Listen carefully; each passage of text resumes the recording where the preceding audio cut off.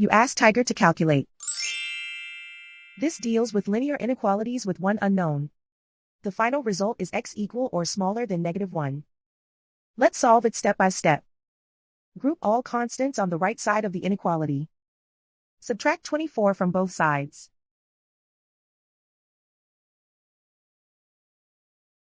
Simplify the arithmetic.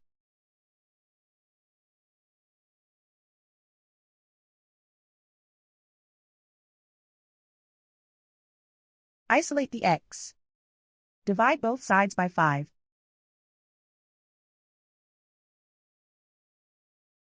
Simplify the fraction.